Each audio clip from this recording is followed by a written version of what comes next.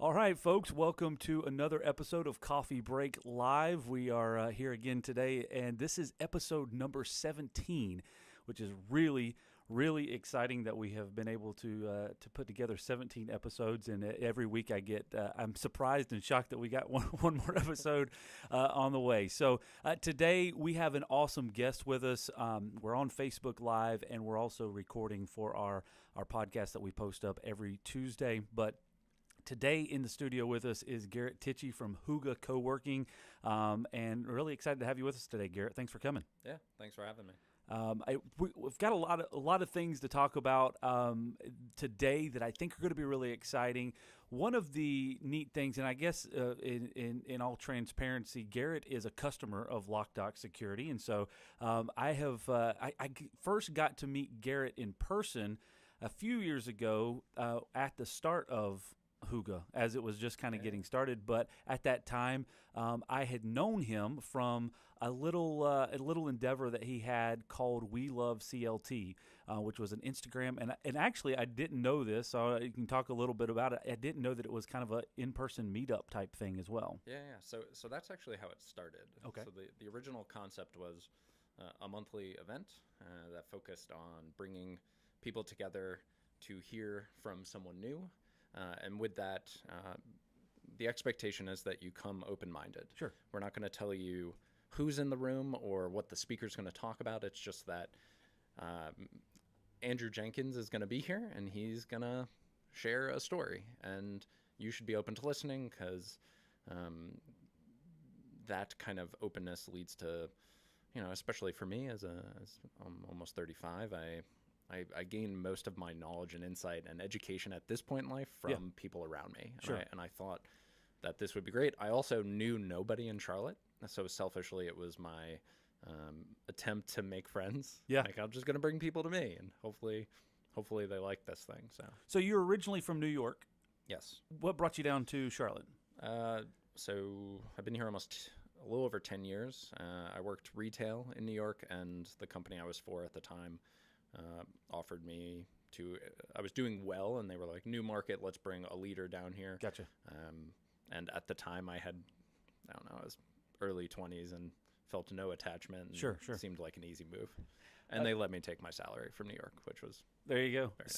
So you have really adopted the city. Obviously, you're sitting here in your 704 gear and everything else, repping the 704 shop. Yeah. But you've really adopted the city, and it's been interesting that kind of tool just to start bringing people together. And it's one of the things that it really, if you and we've only met on a few occasions, but as I've read more about and heard about you, is one of your real strong suits is finding and bringing people together, is kind of building community.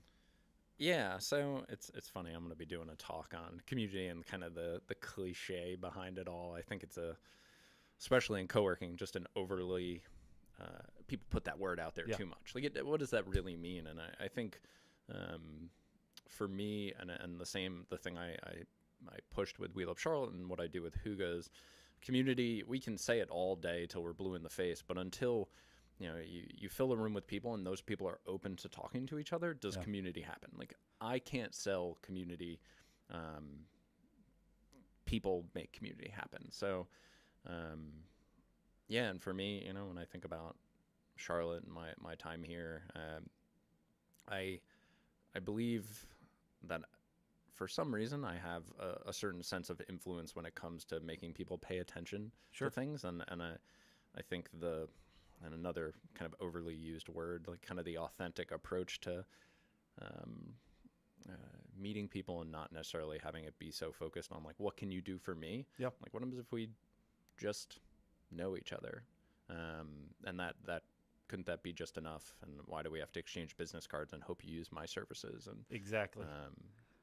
Let's just learn from each other and grow together. It doesn't necessarily mean that we have to get something from someone else. And then on the flip side, if you do have some sort of transaction with somebody, maybe be open to developing that relationship a little further, like we're doing now, and how we've done over the years is, yes, we work together, but you also know, and I know quite a bit about you and your business, and I think that's also important. So, but it's a big part of, and it's ultimately the reason why we do this podcast. It's the reason why we do a lot of the video work that we do, because all we're trying to do is share a little bit more behind the scenes. So one of the things that I talk about a lot is I'm not like networking events like that is not for me. Yeah. I get there and I'm just like, I'm going to stand on the back wall and kind of watch everything. But I am very open to share our story. It's just not I am not in a comfortable environment when in that area. And so it's very interesting to see people, but there's also other endeavors out there. I know that you guys are actively involved in creative mornings, which I love to go to those things and sit and not talk to anybody. Yeah, it's creative mornings is a beast. Tim and Matt have done wonderful things to convene a massive group of people. It's incredible. On a monthly basis. Yeah. They kind of picked up right where I kind of left off, and it's just continued to grow and grow.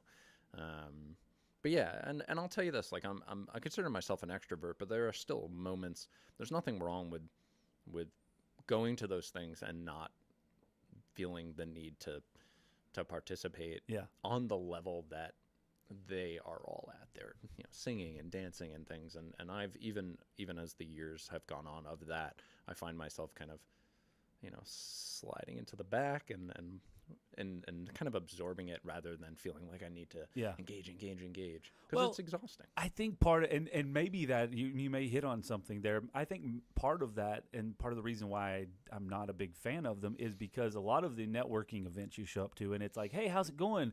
Here's my card. And it's just a straight in, and it's not that, hey, let's just get to know each other and what's going on in life. Yeah. It's more of let's go ahead and get to the transaction. Let me schedule a meeting with you so that you can come buy this widget. And that's the expectation that's set by most of those events. Sure. And I think Tim and Matt and Wheel of Charlotte and there's a couple other events, kind of things around Charlotte that the bar is low. It's the expectation is be open to something, but you don't need to come in here and meet 100 people or sing and dance or shake hands or hand out business cards. Experience it however you'd like. And that's so important to me. And I think that's something that we did wrong in Hygge when we first opened. Like, I was the community guy. Like, if you're a part of us, you better talk to people. And if you're not talking to people, then why are you here? Sure. And it took a little while, but I started to, I'm not going to name the member, but I had a member that came in, and every day for 6 months, he came in, he put his headphones on, he never talked to a soul. Yeah. And then 6 months maybe into it, he goes, hey, comes up to me.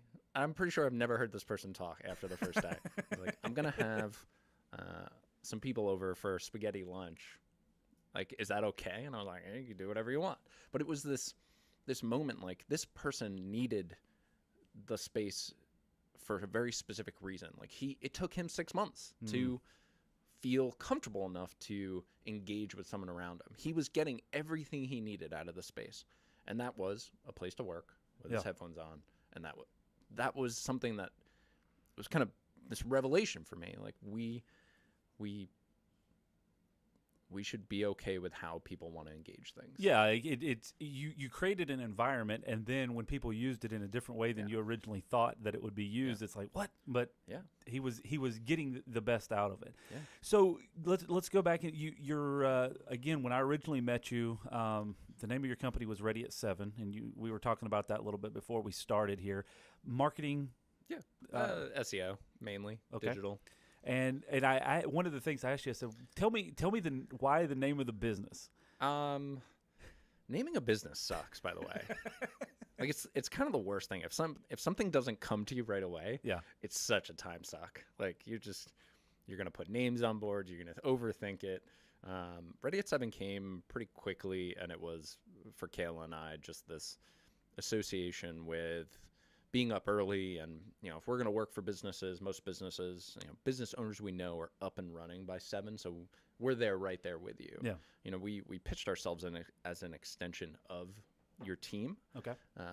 And the only way to, it was just an extra little tick in little checkbox saying, like, we're also around, and me being a super morning person, it was an easy thing to live by. Yeah.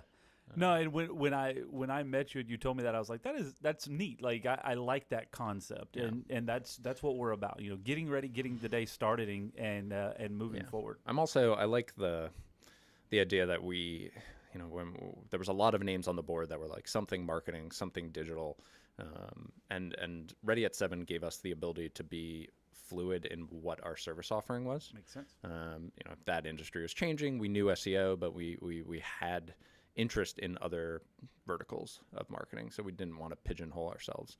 You know, it worked with a brand design person that did kind of decided our logo would be a morning lark, which was this like kind of an obnoxious morning bird that just one of those ones you hear outside your window. Yeah, but it's just what people associate with like getting up.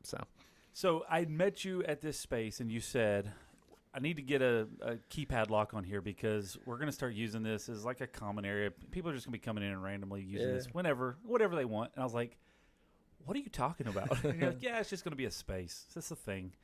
Very casual, if I recall the conversation correctly. And that was, I don't remember what year it was, but it was obviously several years ago. And then all of a sudden, it starts growing and growing and growing. Mm-hmm.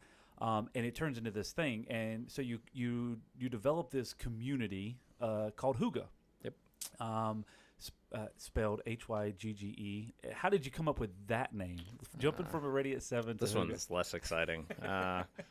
So we had Kale and I when we were coming up with names, it was basically a Google search for words that don't translate directly to English. Okay. And we came up with a handful of, I think we had 5 or so Danish, Swedish words that had a meaning, but pronunciation was difficult. And Hygge just won out in kind of the sense of well-being, meaning, you know, this comfort that you get from being in a good space. You know, I think the thing that solidified it was somebody had wrote it as like that good feeling you get around the holidays when you're around the table with best friends or family. Yeah, like that's Hygge. And we were like, yeah, that's like, imagine if we can encapsulate that in a space where you have to work.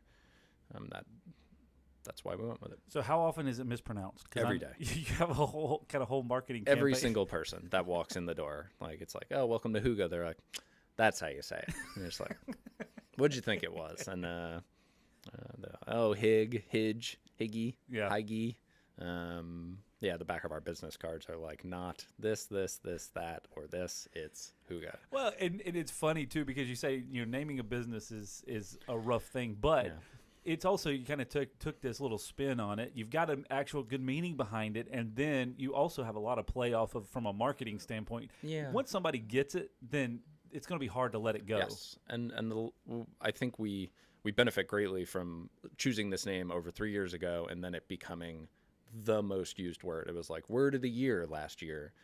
So we have people think we like invented a word. Sure. Like we get tagged in thing, like Danish people all the time just tagging us. Like, oh, no, taking pictures of blankets and candles, and we get tagged in it. It's cool. Yeah. It's an, I would like to say, like, as a marketing guy, like we nailed it, but we had no clue it would be nearly as beneficial to go with a word nobody can pronounce and something that like we couldn't have bet on the word becoming trendy. So here's the question, and you may get this a lot, I don't know, but you started this little co-share space. Again, I'm going to draw a conclusion here because, and you can correct me. When we originally talked, it was almost like Ready at 7 needs some office space, and we're just going to rent more than we need and share it with other people. Was that it was 100%? Okay. Like it was a shruggable, like we should do this thing, right? Yeah, I guess so. Like the space was small, the bar was low. They only made us sign a year lease, which is nothing. Like we looked at it and said, if this thing isn't successful, we're willing to throw away the rent that we have to pay on 3,000 square feet. Like, screw it. What's the worst that could happen?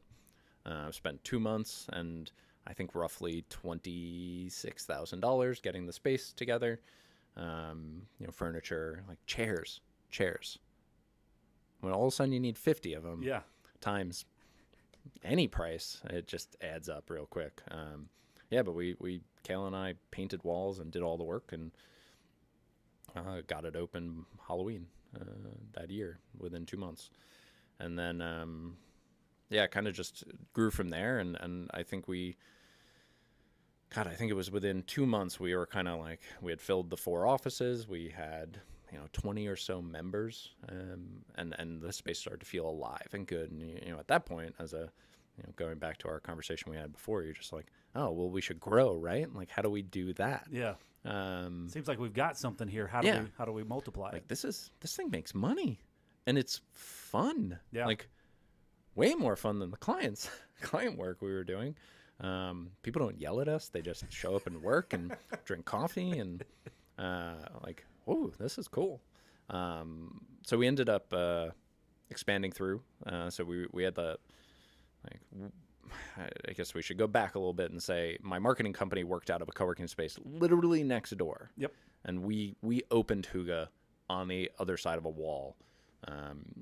The inspiration for what we did came from the space we were in, but we thought with a little TLC that we could grow a more intentional community. So it's interesting, and I go back to this a lot in stories. We talk about it with our kind of growth and story here. It's building blocks, okay? Mm-hmm. So you came to Charlotte from a retail environment, so you have this kind of marketing concept, and you know how to communicate an idea to people. You then are doing a SEO marketing business. Also, you're developing a community with We Love Charlotte. Yep. Then you move into a co-working business. Again, all of these things just kind of build on each other. And again, I drawing conclusions here, you look at the entire Hygge brand, and it's got your fingerprints all over it from an aspect of marketing. It's this interesting concept as things continue to go. Yeah, it's starting to be a good bit more intentional. For I would say the first year was. And to some extent, it's still like this, but we throw a lot of shit at the wall. Like, you're just,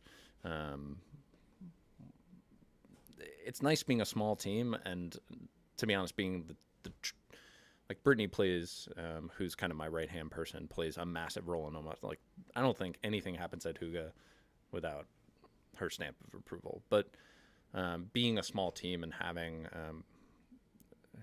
only one real decision, like, I can do whatever I want, it's my company, gives us the flexibility to try anything, and for the most part there's very little that's consequential. We have a membership model, things recur every month, so we don't stress from a business standpoint. So when we want to do weird cool things with the marketing or branch out or try new initiatives like Hygge Cares, like, the bar is pretty low. Yep. And for the most part, same as original, like, what's really the worst that can happen? Yeah. People don't like it. Our members will still be fine, and all of our stuff fits within the world that I want to live in. This stuff's, like, selfishly, like, how do I want to be a part of a space? I work in my co-working space, my software company's there. All of these things are, kind of for me in a weird way. Yeah.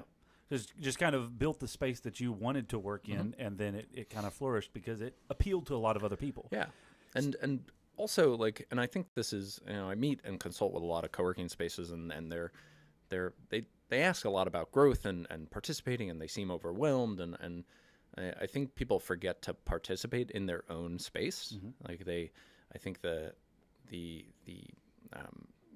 risk and the thing that happens often is they separate themselves at scale and start to be landlords. And I sit at the front of my space. I got there early. I'm working on writing code, and I made the first pot of coffee. But I never feel like people treat me like the boss or the landlord. I don't get yelled at. I'm not invisible. Mm-hmm. I think that's important. It's part of being integrated. Yeah. So you just said that you're kind of being a little more intentional now, but I mean, you had to get intentional after the second or third location. I mean, at some point it was like, and we were talking about it earlier, growth. Like, what continues to drive that growth? Because you're the same kind of thing. And it's an unhealthy desire to continue doing more. Like, I don't know. I think about from a straight business standpoint, when you start turning away people because you don't have enough of the offering, like, it's just bad business. Like, it would be like you someone, you get 100 leads today, and you just go, well, we could hire, but we're not going to. No, you're going to find a way, because that's just money on the table. And when you start looking at 1,000, 2,000, tens of thousands of dollars in annual, like monthly recurring revenue that you just say, like, sorry, we can't help you, that's bad business. How do we fill that need? It sucks. So we have scaled continuously based on that. Hey, we got 30 leads for office space this month, and we literally could not support any of these people. Let's go build a location with 50 offices. Yeah. And let's fill it. And once we fill it and we do it well, and we feel healthy again from a financial standpoint, let's look at growing again and again. And that's how we've continued to go. I also have a desire to, the other thing that dictates that is you get a lot of requests, like South Charlotte, for example. Down by South, I mean like Ballantyne, like Pineville, Matthews, kind of that whole, there's literally no co-working. Yeah. And people, it's the number one requested location. We've been on the hunt for years now trying to find a space. I want to service those people. Like, they come and tour, they're like, we love it. If you open one down south, we'll be your first member. Yeah. Over and over and over. And that is dictating the way we look at growth. I can tell you from an outside perspective, because I've walked in multiple of your spaces, and I've been in other co-working spaces before, but there is, and I don't think it really matters what type of business that you're in, but you walk into that space and there's this instant kind of creativity. There's a creative vibe that goes in there, and I know you've got all kinds of businesses that have been launched out of these spaces. And it's not just creative outlets, but there is this mode of there's people working, there's things happening, there's this positive energy that it's hard to replicate. And that's all I'm going for. When I think about like what is co-working to me, I think people think it's social. And the amount of people that tour through on a busy day and will go, it's really quiet. And I'm just like, the one thing that unifies everyone across the board is there's work to be done. Yeah. Period. People, first and foremost, came to Hygge because they need a place to work. So we're actually shifting a lot of the marketing at the end of this year and into the new year to focus on, like, it's not, community will happen. You'll meet people, you'll talk to people if you're open to it. But the real thing is, the thing that's happening every day is people are building stuff at Hygge. People are working. Like, the social thing is I think the co-working is always the thing that people focus too heavily on. Like, people are collaborating all the right. Like, is it too social? Do people get work done? And I'm just like, that's all, like, that's what everyone's doing all day. They're just working. Yeah.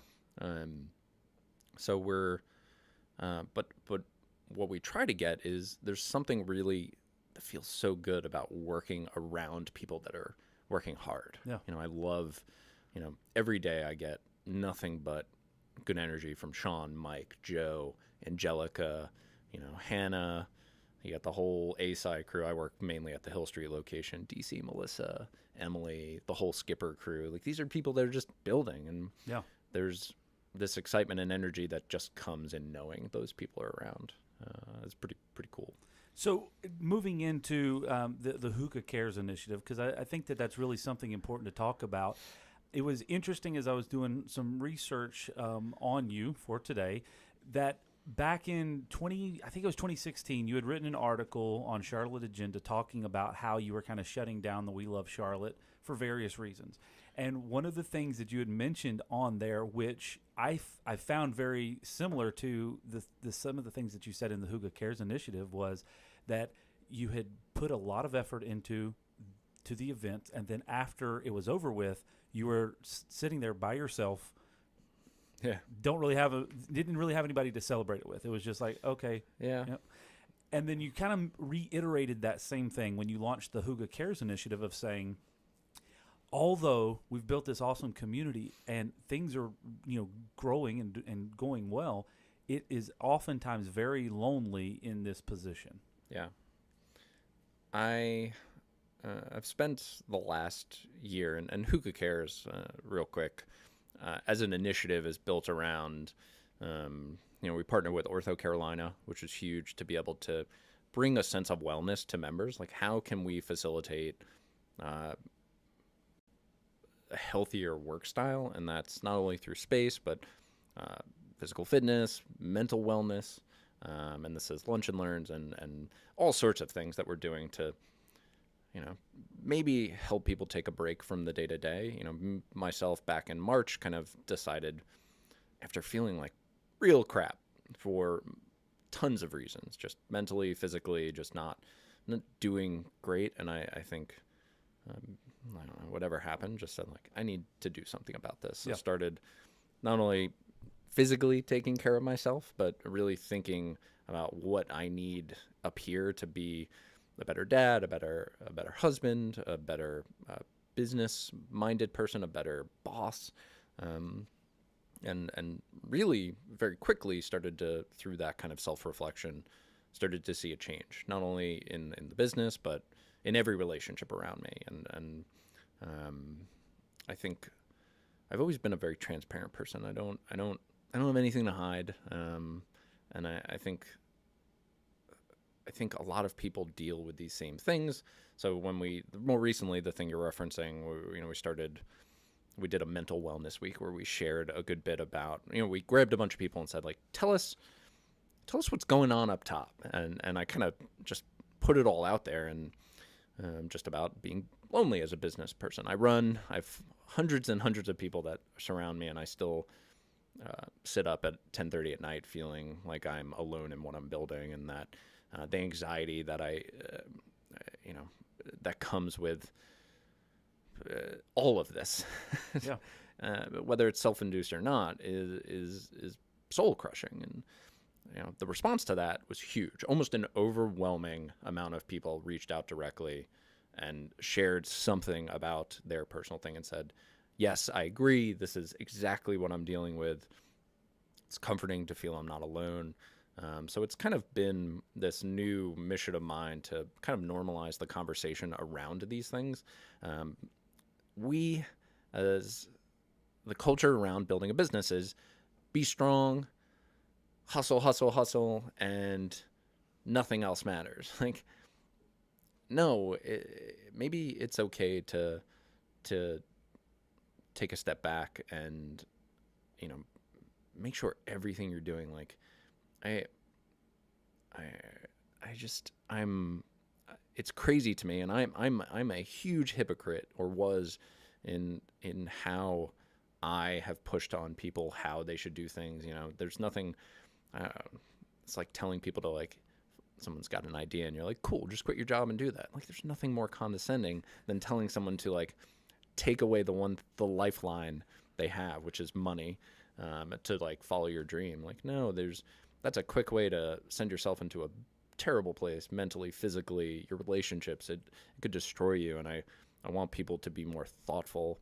And I think if people are more transparent and share these things as they're happening, and people absorb that education, we can better prepare people to build businesses. Yeah. And I think people will build better businesses. Yeah. Because it's got more intentionality behind it. And so one of the things you had mentioned before was self-awareness. I follow a lot of information from Gary V, EntreLeadership. There's a lot of different avenues that you're kind of absorbing that information. And self-awareness is a huge topic when it comes to those types of things, because especially when you're leading a business, when you're in any type of leadership capacity, you have to be. It's a matter of kind of being courageous and being strong mentally, but you also have to set that example for your team, because, as you mentioned, things happen at this rapid pace. There's people around you all the time. When all the dust settles and you're just kind of there with your thoughts, that's when it starts becoming very taxing. And if you're not self-aware in that situation, it can erode all of those other things, and it starts eating away at your health, at your sleep, at all of those things. And if you're not talking about it, that's part of the self-awareness. If it's not visible, then people think that they're supposed, like, well, I'm just weird because this is happening. This is the only person it's happening to. Well, it's the culture of, how are you doing? You're just like, I'm good. And the answer is probably not, I'm good. But why do we feel this desire to lie? Yeah. Like, it's there's nothing more fun. I sit right up front, so people pass me on the way to coffee every day. Mm-hmm. And regularly someone's like, oh, how you doing today? And I'm just like, and they're like, yeah, me too. Like, but I think those things make that person's day better. Like, she's not alone. Yeah. Maybe she didn't stop and share what she's dealing with, and I didn't share what I'm dealing with. But there's this, like, little sense of I don't need to put on just to get through my day. Yeah. And I don't know, that excites me. Like, I just, I compare it a lot to, like, I have a 4-year-old and a soon-to-be 4-year-old. And it's so funny how many parents, after like 8 months to a year in, you meet someone, you share some bad thing that happened, and they're like, oh yeah, that happened to me too. And you're just like, why didn't you tell me this before? A little warning would have been nice. The entire pregnancy, you just sat around telling me it's gonna be fine, it'll be great. Look at my little, like, no, it was awful. Yeah. You lied to me. Like, you suck. Share these things. So that's what we're working to do now. But you do have some people that overshare. So there's a happy medium. I think the balance is share without imposing that your way is the right way. A lot of sidearm parenting happening. Yeah. It's very interesting. A lot of the things that even Chris and I have gotten into over the last several years has been. It's been very therapeutic in a sense. There's kind of two things that I have been involved with have been therapeutic in some of these same senses. One is really trying to build relationships with other business owners. And again, it's kind of what this thing is about. This podcast specifically is just to continue to dive in a little bit more, but be able to talk with people. And you said you can consult with a lot of other co-share, kind of working spaces across the country. And we're doing the same thing with businesses in our industry too. And it's that real conversation of, you know what, this sucked, and this is how we had to deal with it. And they're like, okay, cool. Hey, that helped me, and you're just kind of lightly consulting with each other. The other thing that I've been doing, and you talk to a lot of people that do journaling or whatever the case may be. I'm not big with that, but that is solely the purpose of why I started doing videos years ago. Was my visual journal. Yeah. This is what I'm dealing with. These are the struggles that we're dealing with in our business. This is where it's working. This is where it sucked. Yeah. And it's just kind of, I go back to those on occasion, and I'll look and I'm like, hey, that's where we were at that period of time, and now we've grown out of that, or we learned out of that. And so it's part of, like, the self-awareness, part of the communication, sharing your experiences. Maybe it's not your knowledge or your wisdom, it's just your experience. This is what I'm dealing with. This is the real thing that's happening. Yeah, it's cool to show too, and you've done a good job of it, I guess, because you do all these things and been doing it for some time. Most people, because they lack the self-awareness and they don't take the time to in some way, shape, or form document progress, that they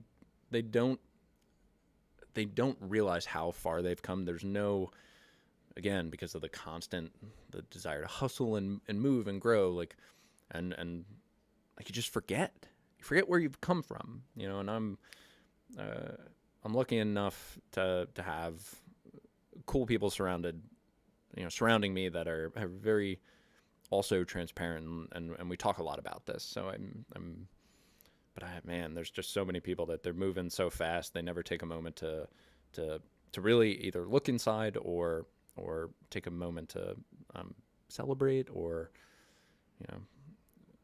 just make sure they're okay. Like, it's sad and scary and but also exciting. Like, for some, like, it's a weird, fine line there. Well, it's interesting. Like you said earlier, you do have this level of influence in the community, and especially in that arena. So it's a voice. It's started. Maybe you don't even see a major impact from it for the next 6 months to a year, maybe 2 years, but you've started the conversation, and that's part of it.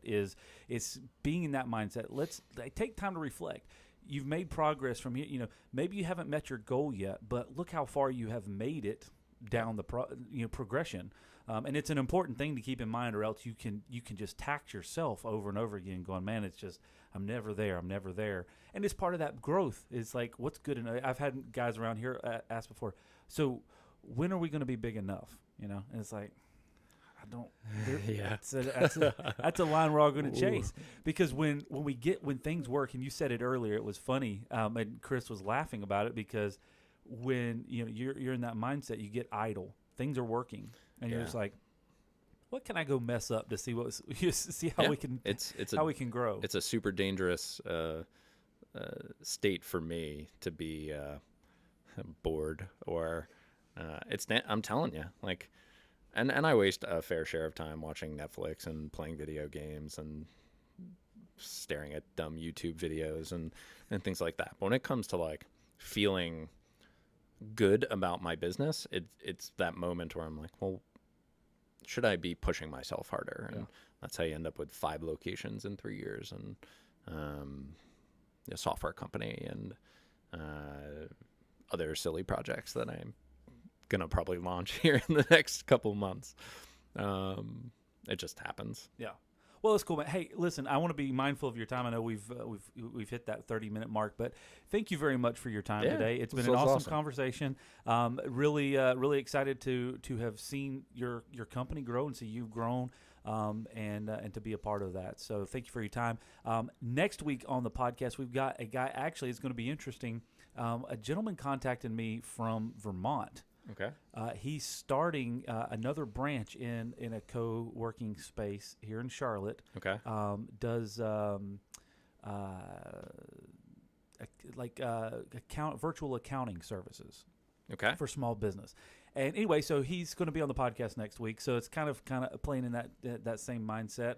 So he'll be here next week for that. And we've got an exciting, actually, month of December planned for our podcast episode. So with that, we'll end it here, and we'll see you next time on the Coffee Break Podcast.